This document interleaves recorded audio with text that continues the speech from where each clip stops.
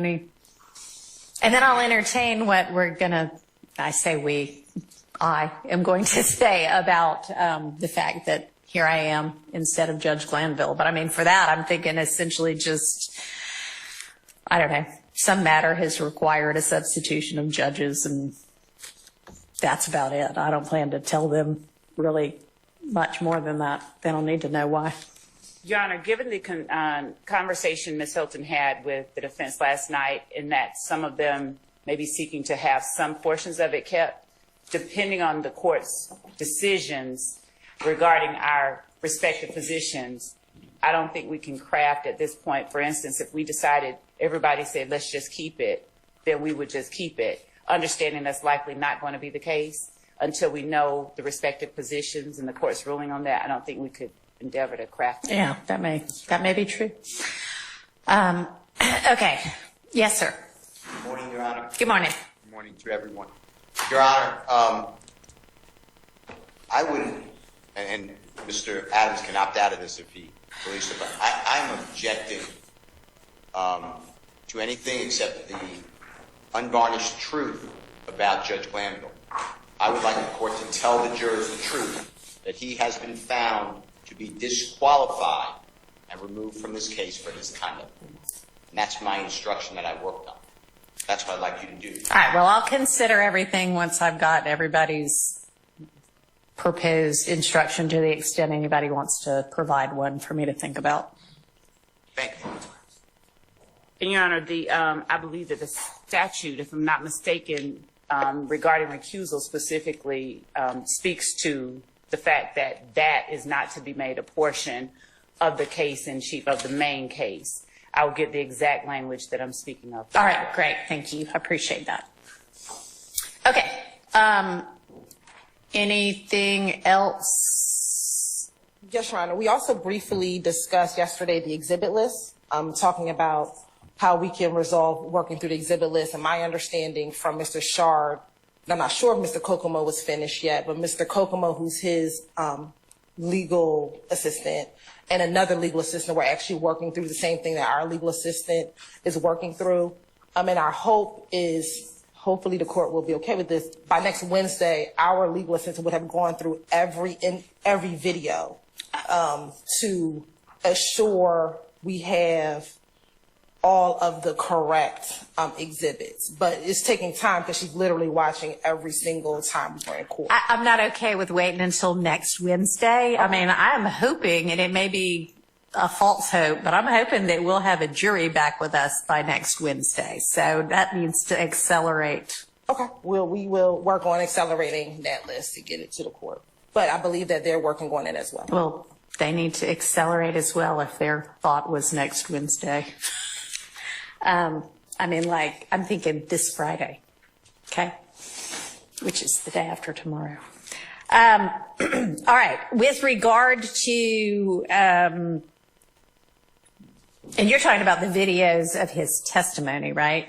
Or are you talking about? No, and I'm sorry, I should have been clear. To confirm what exhibits have been admitted and not admitted. That's what we've been working on. No, that's the giant list of the giant list of exhibits. Yeah, that's fine. That can be next Wednesday. That's not that urgent. As long as we've got that correct by the end of the trial, that's all that really matters. Yes, Your Honor. For that, I thought you meant Mr. Copeland's testimony. No, okay, Your Honor, all right. no. My misunderstanding then. Okay. All right. So, with regard to the video interviews of Mr. Copeland, I suspect there are parts of those that the state knows they intend to be using, or suspects very strongly they probably need to be using. So can we either come to some form of an agreement about evidentiary rulings that were already made? Yesterday we received a transcript that was a transcript of an ex parte meeting that occurred on Friday. Right. This is the one. Before the Monday. Sorry, just so that we're clear for the record purposes. This is the transcript I gave y'all at the end of yesterday that reflects Ms.love had said, oh, yeah, we had. And in court on the record, but ex parte discussion that led to the Monday, June 10th ex parte. So that's what you're talking about? Let me be more artful. Yes. Okay. We were made aware, leading to the recusal of Judge Glanville, that there was an ex parte meeting that occurred on June 10th, Monday, June 10th. We were not told by the state, we're not told by the judge that that had occurred. We found out about it, luckily, and by happenstance. We then demanded a transcript. We complained about said ex parte, inappropriate ex parte meeting.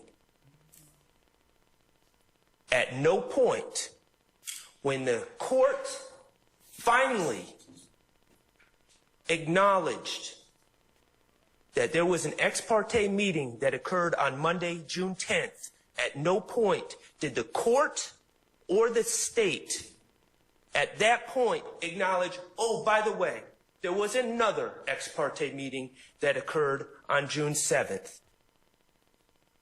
We sat there after finding out about one ex parte meeting and having to drag the truth out. We sat there and the state and their co-conspirator, the trial court, were silent about the first ex parte meeting that happened on June 7th. What happened in that meeting on June 7th?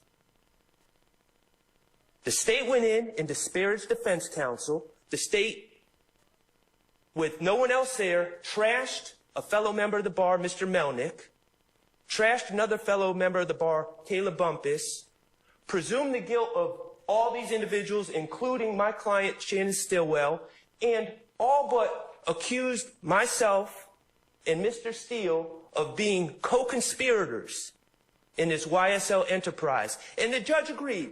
And the judge said in this ex parte meeting, yes, I've observed these things. The judge presumed the guilt of all the defendants. The judge presumed the guilt of myself and co-counsel, Mr. Steele. And all this, people have been saying to me throughout this whole trial, why does Judge Glanville have it out for you? And it never made sense. And I don't assume bad motives of anyone. Why did Judge Glanville, when you did nothing wrong, try to throw you in jail? Accuse you of cussing him out in open court when you didn't do anything? Why does he always tell you, yell at you, tell you to sit down and be quiet? Why does he cut you off at every opportunity? Why did he try to throw Brian Steele in jail for 20 days for doing what was right? And I didn't have an answer. And then yesterday I received, and I appreciate that, Judge. I appreciate someone finally being open about what's going on here. And I received a transcript. And in that transcript, the trial judge, who's not only assuming the guilt of my client, but is assuming the guilt of me and my friend, Mr. Steele. This is gross. This is disgusting. But it's all starting to make sense. It clicked when I read that transcript last night. This is not okay.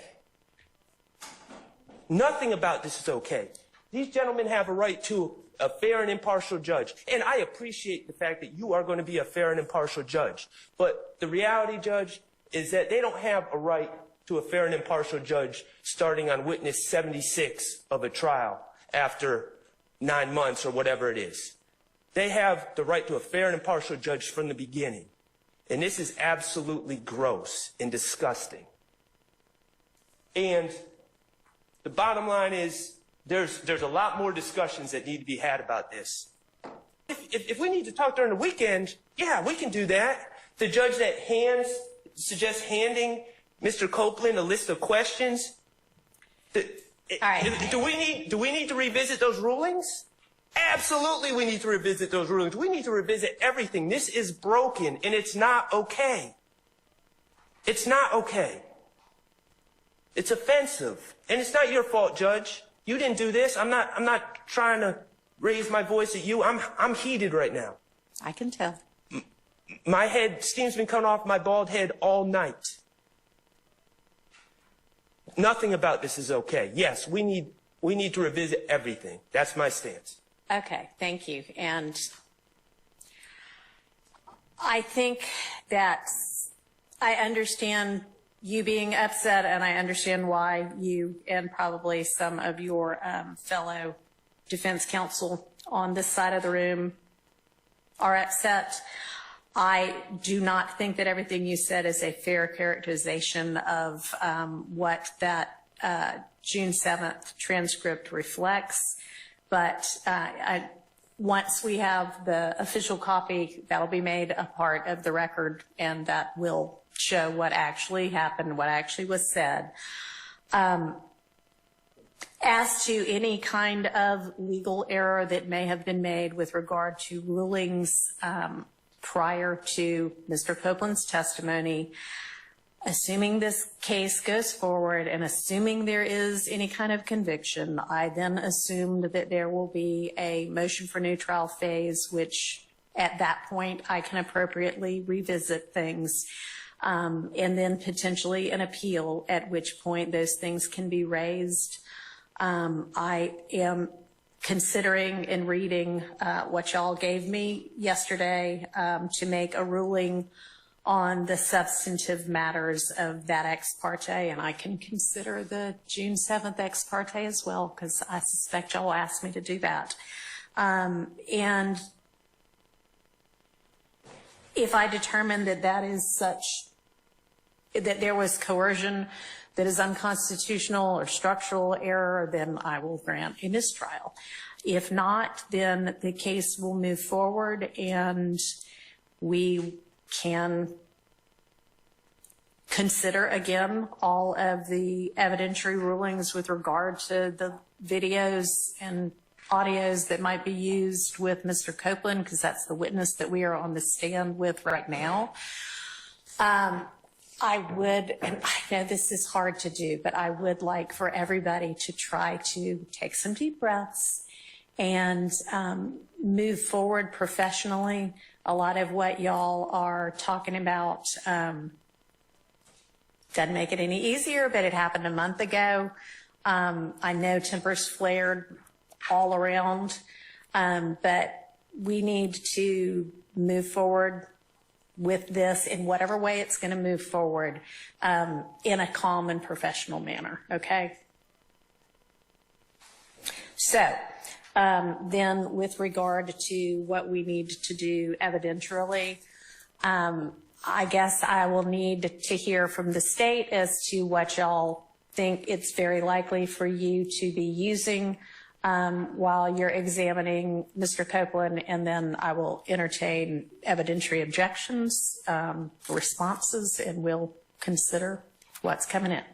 Thank you, Your Honor, and we're getting that ready as we speak to present to the court. And I'd also like to thank Your Honor for the reminder regarding professionalism. I was going to ask that the court require that we all adhere to that.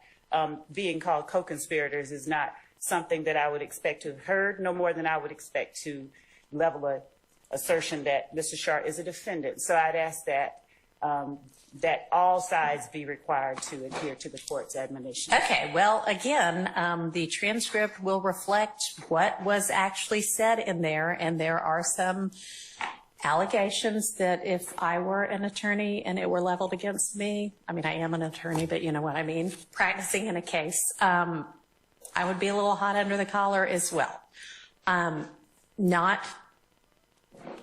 Y'all had potentially legitimate concerns.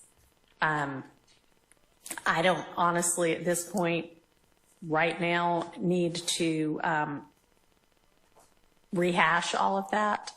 But the reminder is to everybody, okay? And I mean, I've said it, so let's act accordingly. Ron. Yes, sir. If I can address the court briefly. I filed a supplement to the Mr. Kendrick's motion for a mistrial this morning. I just want to make sure the court's aware of it. I am aware of it. I have not yet had a chance to look at it, but that's got it. Thank you, Your Honor. Mostly I want to make sure I bring it to the court's attention because, again, and I've followed the request of the court to not argue what's already in the papers, but I just want to make sure that the court understands that based on this additional information that we learned about the July 7th meeting, that my client has been consistently denied his right to a fair tribunal. It's been a due process violation. I, like Mr. Schardt, am extremely upset having read that transcript. Myself and my fellow outside agitators over here, I assume that they are upset as well. And I don't think, honestly, I don't think that reference was to anybody who is a member of the bar. I think that there have been times in this case where members of the public are in the courtroom, which they are, of course, entitled to be, but communicating in ways that are not appropriate. well, you know, the problem, Your Honor, is that since this was an ex parte meeting that should probably have never taken place, you were not there, I was not there, my fellow outside agitators weren't there, we don't have a video of it, so I have no idea specifically if that was not referred to us. We don't know, do we? We don't know. And what I do know is that I have been arguing with people for 18 months that Chief Judge Glanville was doing his best, that he was trying to rule to the best of his ability based on the evidence and the law before him, and now I have been made to look like an idiot. So well, I do not believe that this trial should continue, Your Honor. I understand. Thank you. I'll take your supplement under consideration. Like I say, I haven't, obviously you just filed it and I haven't had a chance to look at it yet, but I will consider that in the overall context of the motion I was already considering. And, you know, I don't know that everybody's not going to want to come up here and do their 5 minutes of how outraged they are. If y'all feel like you need to get it off your chest, come on. Now's the time. Okay, I got one more thing to say there. And then I'll sit down. Okay. And I don't believe that this is performative outrage, Your Honor. I mean, I don't either. Okay. I don't either. I already said I understand. In July of 2023, after months of me complaining about late discovery from the state, which should have been produced in December of 2022, when another terabyte or so tranche of discovery was produced to us, I begged Chief Judge Glanville to put a hard deadline on the discovery being produced from the state. He refused to do so. And you know what Judge Glanville's response to me was when I will tell you. I will tell you what his response was. If this was a civil trial, I would keep this out. But since this is a criminal trial, it's coming in. If this was a civil trial, if it was about money, I would keep it out. But since it's only about Mr. Kendrick's life, that last part obviously wasn't in there. But if this is a civil trial, I would keep it out. I've been a civil litigator for 25 years. I agree that if it was a civil trial, it would be kept out. What I'm shocked by, and I'm new to criminal, what I'm shocked by is that the standard would not be higher in a criminal trial. But what did I say to people? Chief Judge Glanville is doing his best. He is doing his best. And now, again, I don't even know what to say to my client, Your Honor. All right. Well, you know.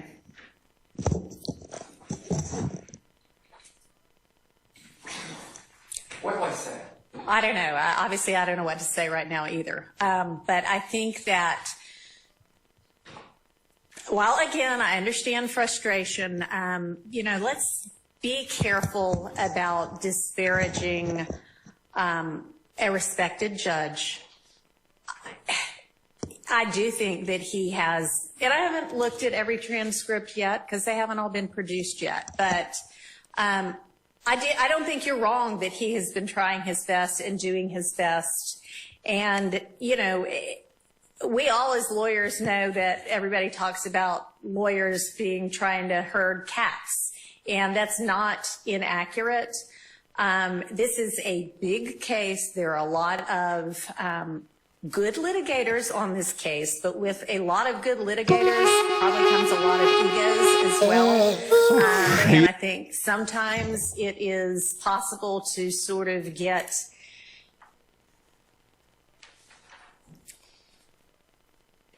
so enamored of your position and of winning a point that you are focused more on that than on backing down and taking a breath and being amenable to hear what the other side is saying. And hell, that's true in our whole society right now. Should have said hell, but y'all, I mean, You're all right. Those were not my words. Those were Chief Judge Blando's words. If this was a civil trial. Well, I don't know why it was. I don't know what evidence you were talking about. I'm sure there have been evidentiary rulings that have been frustrating to both sides. I will look at the two transcripts and I will make a ruling. And again, I don't think that the characterizations are exactly accurate, but I'll consider it all in context and I'll make a ruling. Thank you. All right.